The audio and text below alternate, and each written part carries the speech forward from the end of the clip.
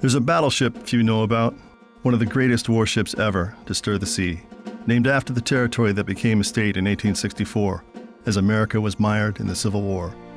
Born during battle, the battle-born state. And the name of this great ship? The USS Nevada. The Nevada was America's first super dreadnought. Her keel laid the same year Titanic sank, 1912.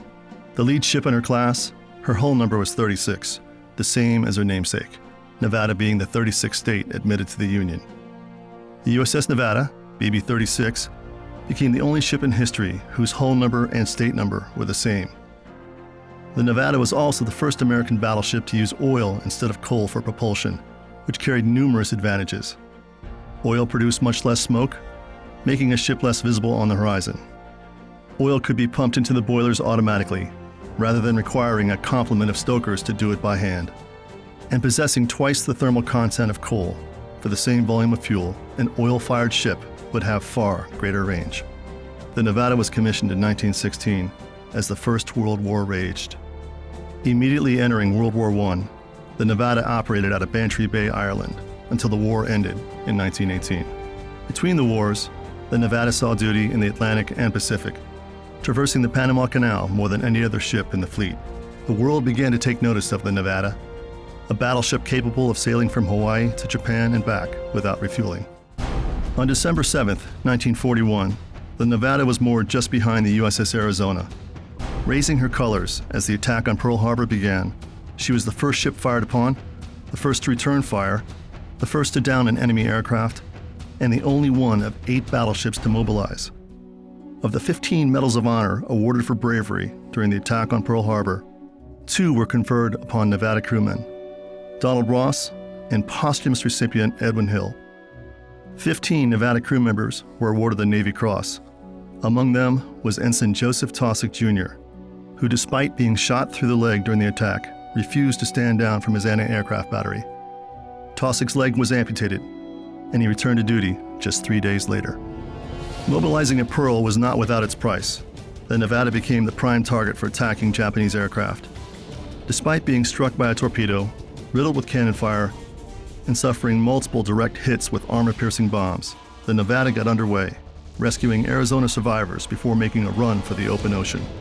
But on fire and taking on water, the Nevada reluctantly obeyed an order to beach herself at Hospital Point, as not to sink and block the channel. By the end of the attack, 60 Nevada crewmen had been killed, with 109 wounded. Though her run for the sea had been short-lived, the Nevada's valiant effort earned cheers from crews on other ships, ground forces, and even many of the wounded. The battleship Nevada had embodied the American spirit and resolve. An attacking force of Japanese dive bombers proved incapable of sinking her. Refitted and repaired, the Nevada served throughout World War II with great distinction in both the Atlantic and Pacific, fighting at the Aleutian Islands, Okinawa, Iwo Jima, and sailing as defensive shield in numerous Atlantic convoys. On June 6, 1944, the Nevada made history yet again, serving as flagship for the D-Day invasion, becoming the only U.S. ship present at both Pearl Harbor and Normandy. Engaging German shore batteries at Utah Beach and targets far inland, the Nevada remained at general quarters for 79 continuous hours, and in the process, earning her the nickname Old Imperishable. After D-Day, during the assault on the port of Toulon in southern France, the Nevada effectively wore out her guns, having fired 354 salvos in just 6.5 hours.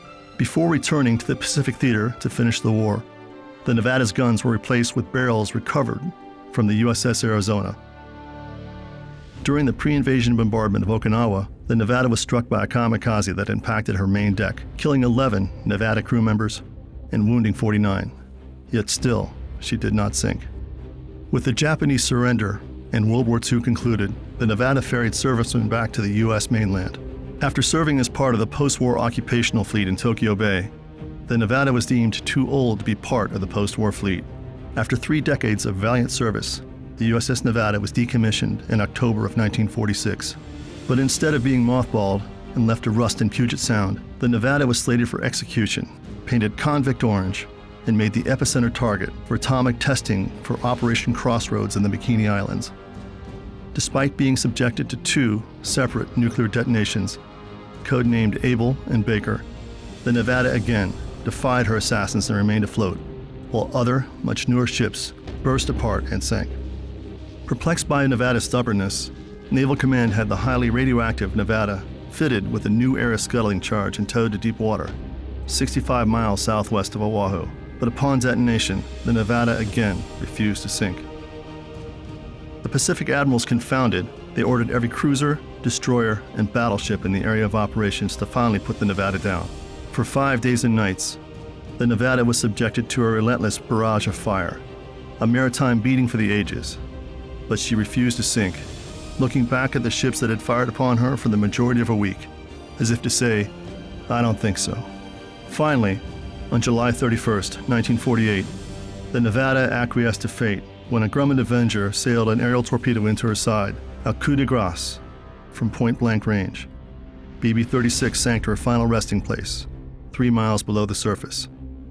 Imagery taken showed the Nevada landed upright at the bottom of the Pacific, her superstructure battered, but still in place. Why, you may ask, must we remember a forgotten battleship commissioned 100 years ago? Because knowledge is the foundation of respect, and to remember is to honor. So please join me in remembering not only this battleship, but for all who have answered the call of duty in the name of freedom, then, now, and forever. This is John Galloway. Thank you.